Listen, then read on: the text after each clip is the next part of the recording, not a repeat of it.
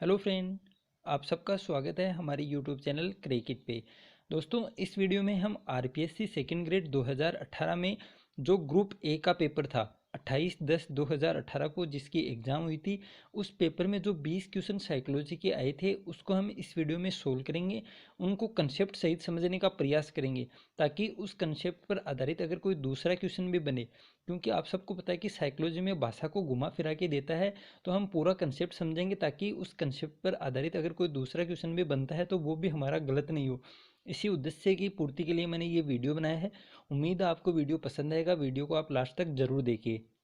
अगर फिर भी आपका कोई डाउट रह जाता है तो आप बेझिझक कमेंट बॉक्स के अंदर पूछ सकते हैं। जैसे ही मेरे को समय मिलेगा मैं आपको उसका समाधान करने की कोशिश करूंगा। तो दोस्तों, वीडियो को आप लास्ट तक जरूर देखिए और इस वीडियो को आप अपने दोस्तों के साथ जरूर शेयर करें ताकि थोड़ा मोटिवेशन मुझे भी मिलेगा। तो दोस्तों, बिना किसी देरी के हम शुरू करते हैं आज का हमारा पेपर। तो ये देखिए दोस्तों, आपके सामने दिख रहा है जीके 28/10/2018 को जीके ग्रुप ए का ये पेपर है।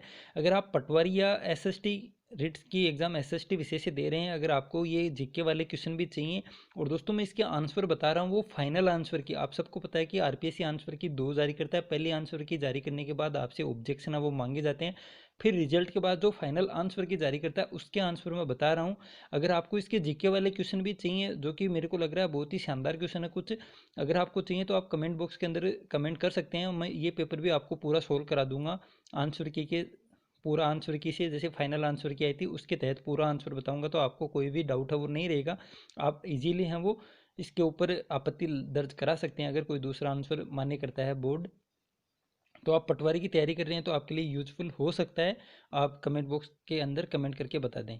लेकिन इस वीडियो में हम सिर्फ साइकोलॉजी के 20% की बात करेंगे। तो ये देखिए दोस्तों, प्रश्न संख्या 81 से साइकोलॉजी वाला पार्ट है वो शुरू होता है। 81 से 100 20%। तो 81 का प्रश्न है, सम्मान और प्रतिष्ठा व्यक्ति के लिए अभिप्रेरणा की तरह कार्य करते हैं। ये प्रेरक निम्नलिखित में से किस श्रेणी से संबंधित है? तो सम्मान और प्रतिष्ठा अभिप्रेरणा की तरह कार्य करते हैं, और ये प्रेरक हैं निम्नलिखित में से किस श्रेणी से संबंधित है? व्यक्तिगत, सामाजिक, शरीर कार्य की और राजनीतिक। तो सम्मान और प्रतिष्ठा कौन सी श्रेणी में आते हैं? तो दोस्तों अच्छा क्वेश्चन है ये। सामाजिक, ऑप्शन नंबर बी, ये सामाजिक की श्रेणी में आते हैं सम्मान और प्रतिष्ठा। तो यहाँ पे ऑप्शन नंबर बी है वो बिल्कुल राइट हो जाएगा। अब हम बात करते हैं 82 के क्वेश्चन की। व्यक्ति के व्यक्तित्व का अध्ययन करने की वह प्रविधि जिसके द्वारा उसकी जीवन शैली, व्यवहार, तौर तरीकों, विचार और भावनाओं का अवलोकन किया जा सकता है कहलाती है प्रश्नावली, व्यक्तिगत अध्ययन, निर्धारण मापनी और प्रक्षेपण। तो दोस्तों यहाँ पे क्या है कि व्यक्ति के व्यक्तित्व का अध्ययन करने की वह प्रविधि जिसके द्वारा उसकी जीवन शैली, व्यवहार, तौर तरीकों, विचारों और भावनाओं का अवलोकन किया जा सकता है, तो ये क्या कहलाती है? तो दोस्तों आप सबको पता है कि एक ही विधि है ये, केस स्टडी विधि या केस हिस्ट्री विधि।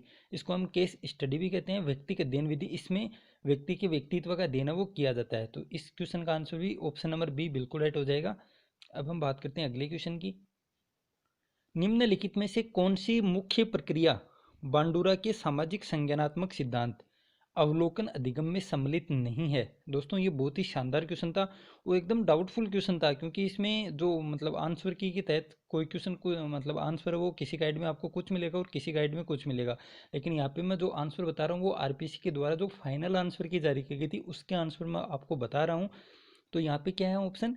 अनुभवात्मक, अवधानात्मक, धारणात्मक और अभिप्रेरणात्मक। इसमें पूछा गया है कि कौन सी मुख्य प्रक्रिया बांडुरा के सामाजिक संज्ञानात्मक सिद्धांत या अवलोकन अधिगम में सम्मिलित नहीं है? तो नहीं कौन सी है? तो दोस्तों इसका आंसर हो जाएगा अनुभवात्मक, एक्सपीरियंशियल। ऑप्शन नंबर एक अनुभवात्मक है, ये सम्मिलित नहीं है। अवधान भी होता है।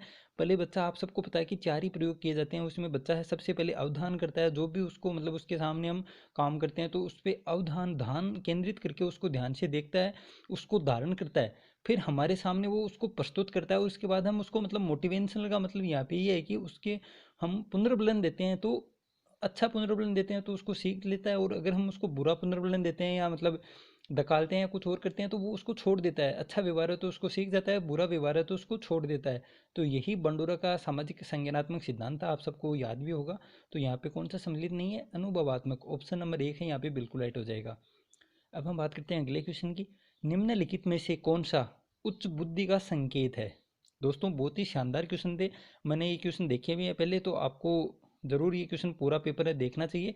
और अच्छे अच्छे क्वेश्चन में आपको इस चैनल पे मिलते हैं। आपने अगर मेरे पुराने वीडियो देखे हैं तो आपको पता भी होगा।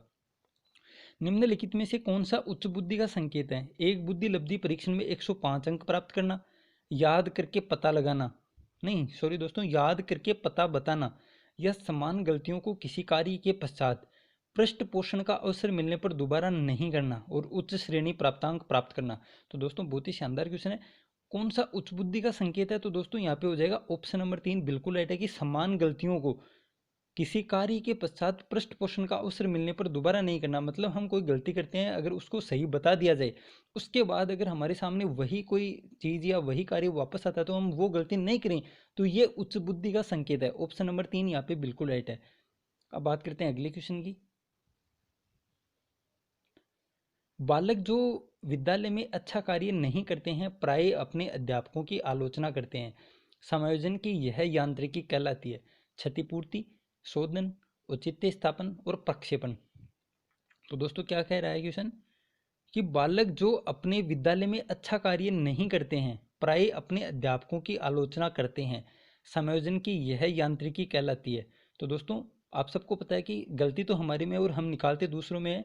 मतलब अपना जो भी दोष है वो दूसरे पे निकालना, मतलब प्रक्षेपण करना। ऑप्शन नंबर 4 है यहाँ पे बिल्कुल राइट हो जाएगा, प्रक्षेपण करना।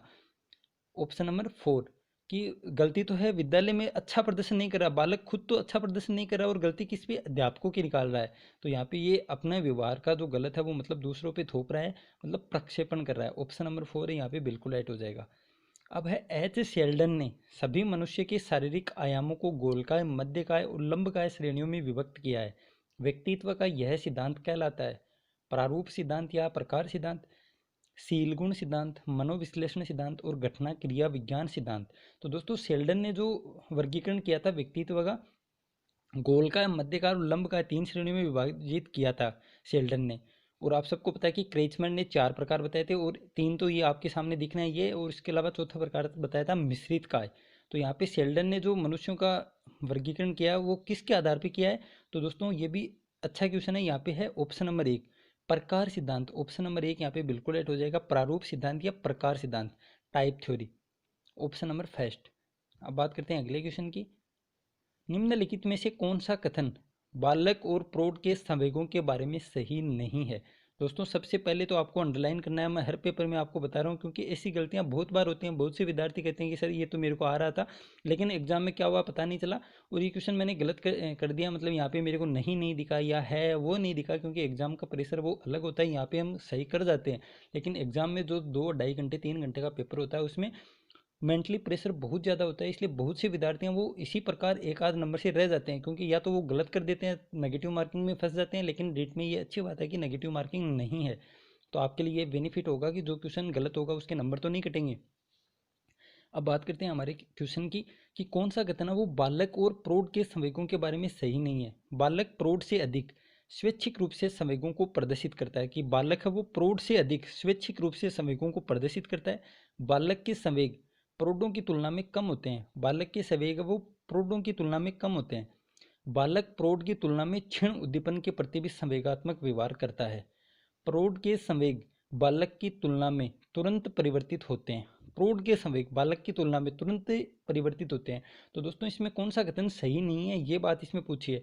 अब आपको मतलब ज़्यादा उलझने की जरूरत नहीं है, आपको सभी ऑप्शन है सबसे पहले पढ़ने हैं। आप यहाँ पे आप पढ़ोगे तभी आपको पता चल जाएगा। अगर आप दिमाग से क्वेश्चन कर रहे हैं तो आपको पता चल जाएगा कि यार प्रौढ़ के संवेग वो बालक की तुलना में तुरंत या जल्दी परिवर्तित कैसे होते हैं, क्योंकि सबसे क्षीण जो होते हैं या सबसे हम कम समय के लिए बालक के संवेग वो बहुत ही क्षीण समय के लिए होते हैं। बालक तुरंत रोता है और किसी बात पे हम मतलब चॉकलेट दिखाते हैं या कुछ और करते हैं तो वो हंसने भी लग जाता है, तुरंत हंसने लग जाता है, मतलब रोते रोते भी हंसने लग जाता है। तो बहुत ही कम समय के लिए बहुत ज़्यादा जल्दी परिवर्तित होते हैं बालक के संवेग। लेकिन ये कथन है वो उल्टा दिया गया है कि प्रौढ़ के संवेग बालक की तुलना में तुरंत परिवर्तित होते हैं, ये बात गलत है। यहाँ पे होना चाहिए था कि बालक के संवेग प्रौढ़ के संवेग की तुलना में जल्दी परिवर्तित होते हैं, क्योंकि बालक है वो तो बहुत ही कम समय, मतलब मान लीजिए कि अभी रो रहा है, आप उसको चॉकलेट दोगे या जो जिस बात के लिए रो रहा है अगर वो वस्तु उसके सामने रख दी तो तुरंत वह हंसने लग जाएगा। बहुत जल्दी परिवर्तित हो जाते हैं बालक के संवेग प्रौढ़ की तुलना में। अब ऊपर वाले 3 कथन आप याद कर सकते हैं क्योंकि ये सभी सही हैं कि बालक है प्रौढ़ से अधिक स्वैच्छिक रूप से संवेगों को प्रदर्शित करता है। तो बालक है प्रौढ़ से अधिक करता है, बालक के संवेग प्रौढ़ों की तुलना में कम होते हैं। तो दोस्तों ये बात भी आप याद कर लेना, क्योंकि ऐसे क्वेश्चन बन सकते हैं आगे आने वाले एग्जाम में कि बालक के संवेग वो प्रौढ़ों की तुलना में कम होते हैं, बालक में संवेग वो कम होते हैं जबकि प्रौढ़ों में संवेग वो ज़्यादा होते हैं। आप कथन 2 से निष्कर्ष निकाल सकते हैं कि बालक के संवेग प्रौढ़ों की तुलना में कम होते हैं। तीसरा कथन है कि बालक प्रौढ़ की तुलना में क्षीण उद्दीपन के प्रति भी संवेगात्मक व्यवहार करता है। क्षीण का मतलब कम, थोड़ा उद्दीपन है उसके प्रति भी संवेगात्मक व्यवहार वो कर सकता है। कौन? बालक। प्रौढ़ की तुलना में प्रौढ़ को ज़्यादा चाहिए और बालक वो क्षीण उद्दीपन के प्रति भी व्यवहार है वो कर सकता है। तो दोस्तों ये पूरी हमने बात कर ली है 87 क्वेश्चन की। अब बात करते हैं 88वें क्वेश्चन की। टोरेंस के सर्जनात्मक मापन के परीक्षण में निम्नलिखित में से कौन सा कार्य संबंधित नहीं है? तो टोरेंस के जो सर्जनात्मकता मापन के परीक्षण है उसमें से कौन सा कार्य संबंधित नहीं है? सामान्य वस्तुओं का असामान्य उपयोग, एक लंबी कविता को याद करना, चित्र निर्माण करना और पूछो और अनुमान लगाओ। तो टोरेंस की जो सर्जनात्मकता मापन के परीक्षण में इसमें कौन सा कार्य है इससे संबंधित नहीं है टोरेंस के मापन से? तो दोस्तों यहाँ पे हो जाएगा एक लंबी कविता को याद करना। ऑप्शन नंबर सेकंड है वो टोरेंस से संबंधित नहीं है। एक लंबी कविता को याद करना टोरेंस के सर्जनात्मक मापन में जो परीक्षण किए जाते हैं उससे संबंधित नहीं है। लेकिन बाकी की जो 3 है कि सामान्य वस्तुओं का असामान्य उपयोग, चित्र का निर्माण करना, पूछो और अनुमान लगाओ, ये सभी टोरेंस के सर्जनात्मकता के मापन में जो परीक्षण किया जाता है उसमें शामिल होते हैं। तो इसका आंसर हो जाएगा ऑप्शन नंबर 2। अब है अगला क्वेश्चन। निम्नलिखित में से कौन सी अवस्था में शारीरिक विकास की दर सबसे धीमी गति से होती है? तो दोस्तों ये तो इजी क्वेश्चन है। किशोरावस्था, शिशुअवस्था, बाल्यावस्था और भ्रूणावस्था। तो शारीरिक विकास की दर सबसे धीमी गति से होती है बाल्यावस्था में, क्योंकि बाल्यावस्था में शारीरिक विकास बहुत ही धीमी गति से चलता है। बच्चा है उसकी मतलब लंबाई चौड़ाई ये नहीं बढ़ती है, बच्चा लगभग उतनी ही रहता है और उसके अंदर है वो परिवर्तन ज़्यादा होते हैं। जैसे हम कहें कि अस्थि निर्माण की प्रक्रिया वो लगभग शुरू हो जाती है बाल्यावस्था से। तो ये सब सामाजिकरण की अवस्था है वो भी बाल्यावस्था में शुरू होती है।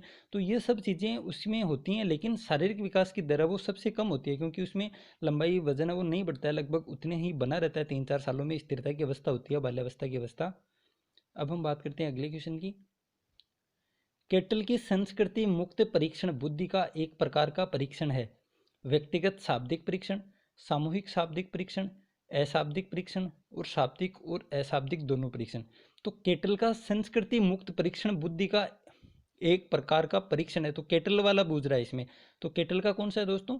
अशाब्दिक परीक्षण है। अशाब्दिक का अब आपसे मतलब क्वेश्चन में आंसर दे रखा है, कैसे दे रखा है? संस्कृति मुक्त परीक्षण बोल रहा है। संस्कृति मुक्त परीक्षण मतलब किसी भी देश या किसी भी भाषा, मतलब आप कहीं पर भी चले जाओ उसका तरीका वो नहीं बदलेगा और आप कहीं पर भी इसका उपयोग कर सकते हो। संस्कृति मुक्त परीक्षण का मतलब यही होता है। तो मतलब क्या है? अशाब्दिक परीक्षण। अगर ये शाब्दिक होता तो ये संस्कृति मुक्त नहीं हो सकता, क्योंकि आप सबको पता है कि हम बात करें भारत देश की तो उत्तर भारत में हिंदी भाषा काम में ली जाती है, लेकिन हम दक्षिण भारत की बात करें तो यहाँ पे तमिल है, तेलुगु है, मलयालम है, ये सब भाषाएं काम में ली जाती हैं।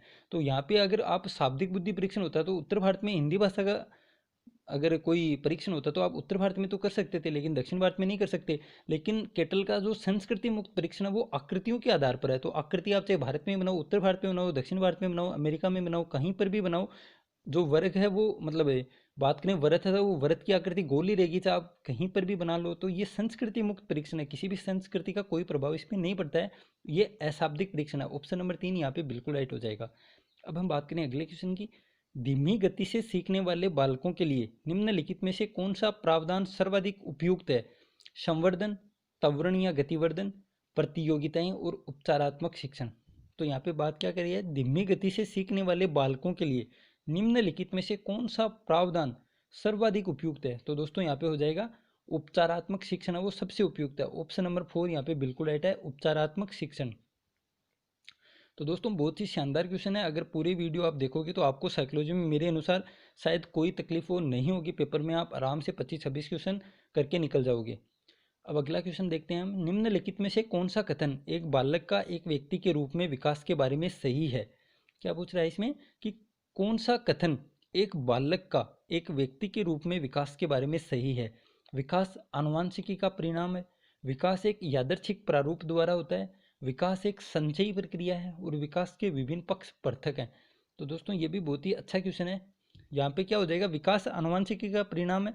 हाँ बिल्कुल सही बात है, विकास है वो आनुवांशिकी का परिणाम है। विकास एक यादृच्छिक प्रारूप द्वारा होता है, विकास एक संचयी प्रक्रिया और विकास के विभिन्न पक्ष पृथक होते हैं। तो दोस्तों यहाँ पे सही कथन पूछा है इसमें, तो यहाँ पे हो जाएगा विकास एक संचयी प्रक्रिया। ऑप्शन नंबर 3 यहाँ पे बिल्कुल राइट है कि विकास एक संचयी प्रक्रिया है। विकास आनुवंशिकी का परिणाम नहीं होता है दोस्तों। अभिवृद्धि शारीरिक विकास हम आनुवंशिकी का परिणाम मान सकते हैं, लेकिन शारीरिक मानसिक विकास दोनों हम नहीं मान सकते। शारीरिक विकास में हम बात करें तो बिल्कुल आनुवंशिकी का परिणाम है वो होता है, और विकास एक यादृच्छिक प्रारूप द्वारा होता है दोस्तों, यादृच्छिक प्रारूप नहीं होता है। यहाँ पे आप इंग्लिश वाला देखोगे रैंडम पैटर्न, तो दोस्तों रैंडम पैटर्न नहीं होता है। विकास एक यादृच्छिक मतलब मनमाना मनमाना प्रारूप नहीं होता। विकास एक निरंतर चलने वाली प्रक्रिया होती है। विकास एक संचयी प्रक्रिया यहाँ पे बिल्कुल राइट है, ऑप्शन नंबर 3। अब हम बात करें अगले क्वेश्चन की।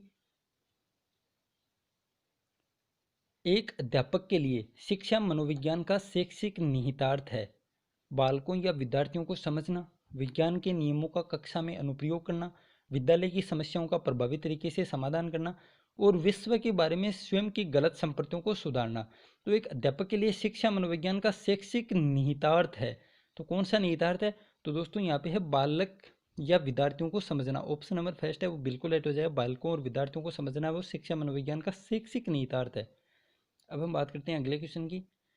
एक कक्षा में विद्यार्थी समूह में एक परियोजना पर मिलकर कार्य करते हैं। यह एक उदाहरण है अनुदेशनात्मक उपागम का, व्यवहारपरक उपागम का, सामाजिक निर्मितवादी उपागम का, और सूचना प्रसाधन उपागम का। तो एक कक्षा में विद्यार्थी हैं वो समूह में एक परियोजना पर मिलकर कार्य करते हैं।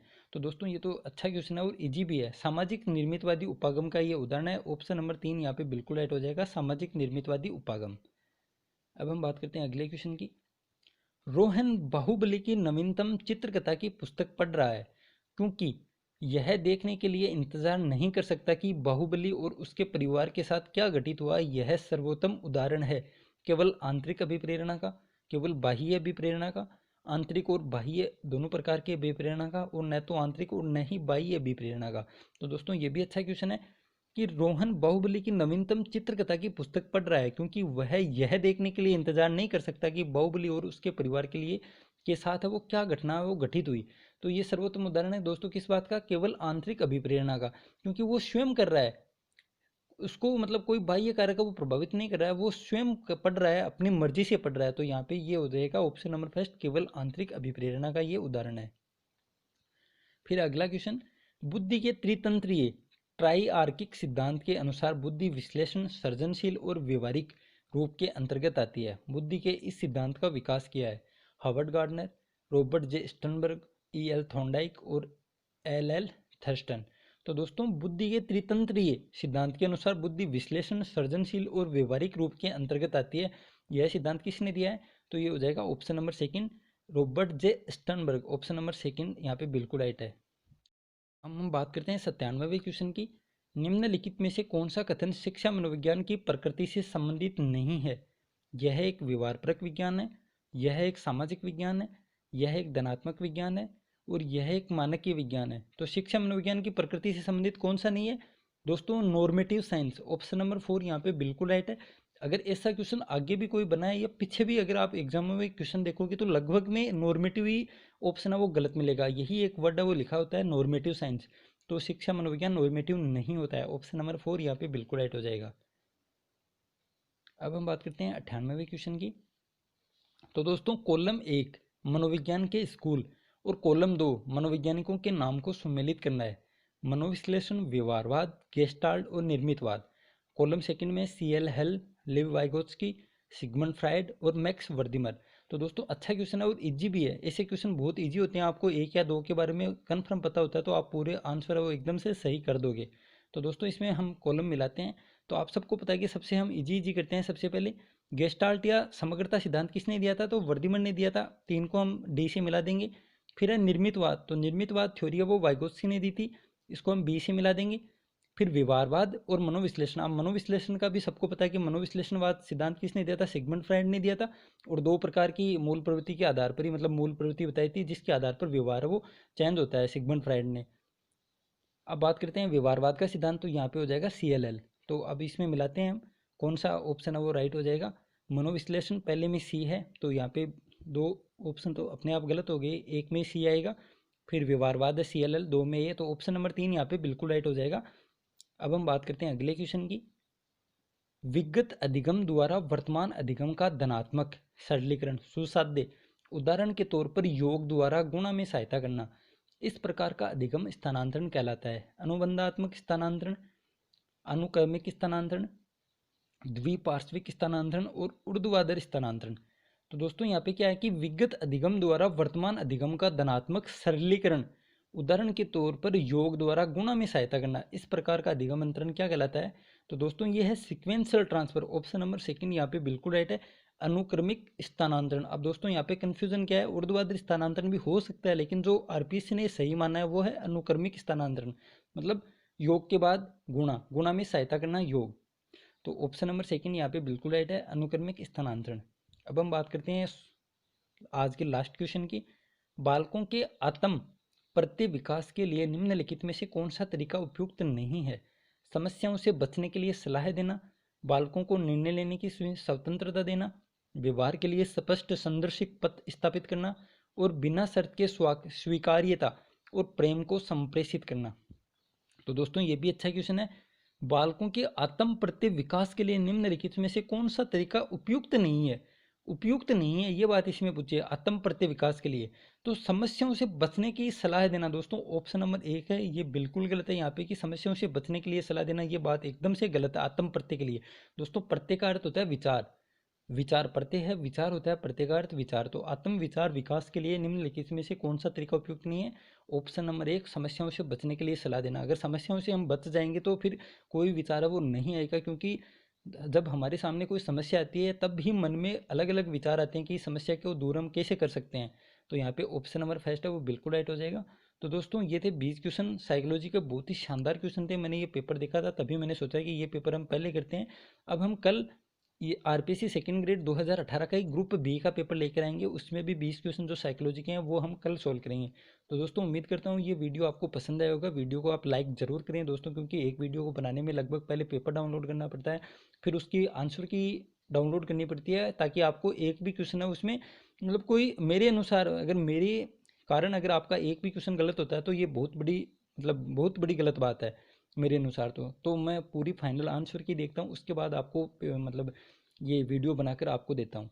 तो दोस्तों इसको लाइक ज़रूर करें और अपने दोस्तों के साथ शेयर भी करें। तो दोस्तों मिलते हैं जल्दी दूसरी वीडियो में। थैंक यू, जय हिंद, जय भारत।